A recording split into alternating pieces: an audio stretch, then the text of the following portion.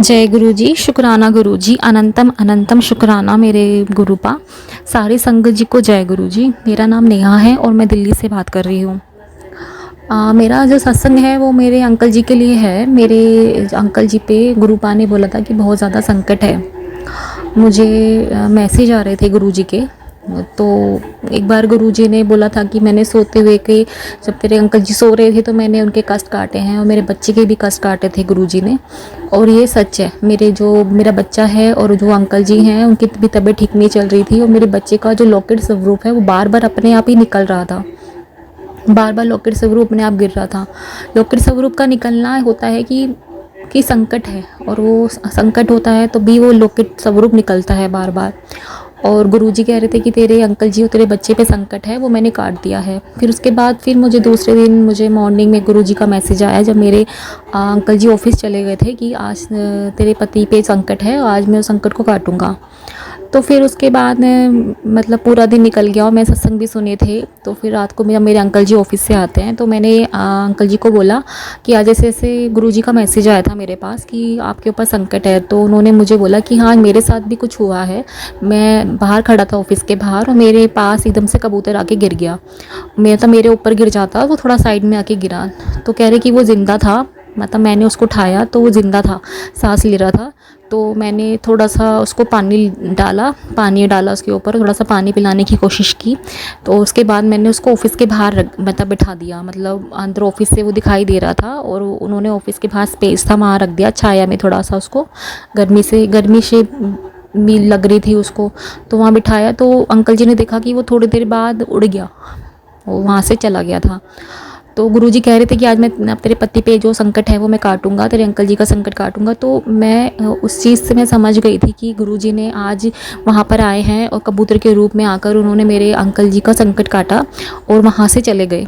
उन्होंने कुछ ना कुछ किया था और वहाँ आना उनका और ऐसे वहाँ पर बैठना, ऑफिस में आके बैठना, कुछ ना कुछ तो था मेरे अंकल जी के ऊपर। जो भी कोई संकट था वो मेरे जो अंकल जी पे उनको गुरुजी ने काटा। संगत जी मैं आपसे ये कहना चाहूँगी कि जितने भी गुरुजी के सत्संग आते हैं कि उसमें आज तुम्हारे पे ये दिन भारी है या तुम्हारे ऊपर ये 2 दिन भारी हैं, तो ये सारी चीज़ें सच होती हैं, सारी की सारी चीज़ें सच होती हैं। क्योंकि जब भी गुरुजी बोलते हैं कि आज तेरे बच्चे पे संकट है या तेरे अंकल जी पे संकट है या घर में कुछ होने वाला है और घर में कोई ऐसा बंदा आने वाला है जो घर में लड़ाई हो जाएगी इसकी वजह से, तो गुरुजी सारी चीज़ें ही बता देते हैं और वो सारी चीज़ें सच होती हैं। गुरुजी हमेशा ये कहते हैं कि मुझे पता है कि तूने बहुत ज़्यादा सब्र किया है, बहुत ही ज़्यादा।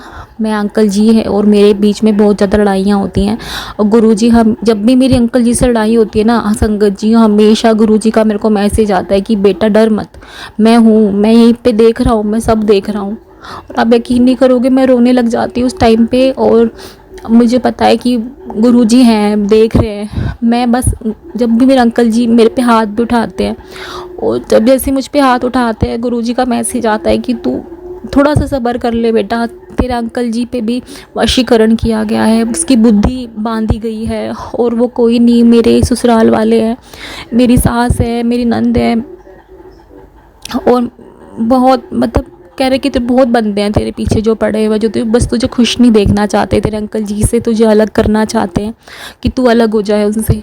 और मैं पहले भी 1 साल पहले भी अपने घर में 4-5 महीने मतलब लगा कर आई थी, मुझे इन्होंने निकाल दिया था घर से बहुत मुश्किल से। मैं को जब भी मैं बहुत ज़्यादा प्रॉब्लम में थी, जब मुझे गुरुजी का स्वरूप मिला था 2023 अक्टूबर में, मेरे को गुरुजी का स्वरूप अपने रिलेटिव्स के यहाँ से मिला था, तब मैं 15 दिन बाद ही अपने घर आ गई थी। मैंने अपने सत्संग में पहले बताया है।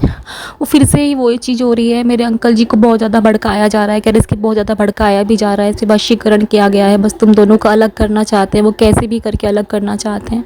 तो मैं आपसे बस यही बोलना चाहूँगी गुरुजी रक्षा करो हम दोनों के रिश्ते की रक्षा करो। मैं क्या करूँगी, अपने बच्चे को लेके कहाँ जाऊँगी?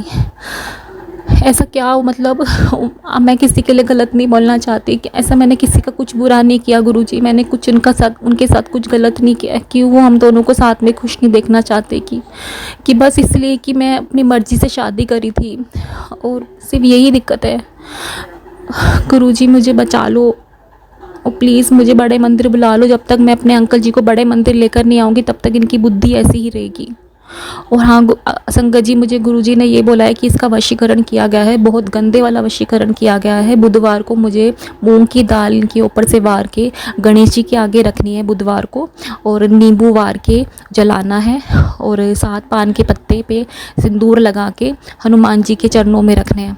ये सारी चीज़ें मैं तब करूँगी संगत जी जब मेरे पति मुझसे बात करेंगे। वो मुझसे बिल्कुल भी बात नहीं कर रहे हैं।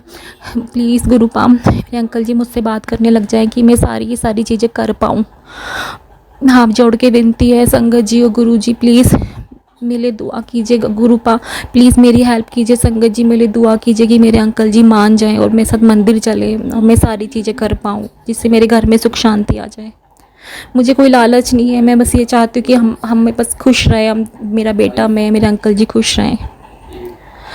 मैं अपने सत्संग को यहीं विराम देना चाहूँगी और मंत्र जाप करना चाहूँगी।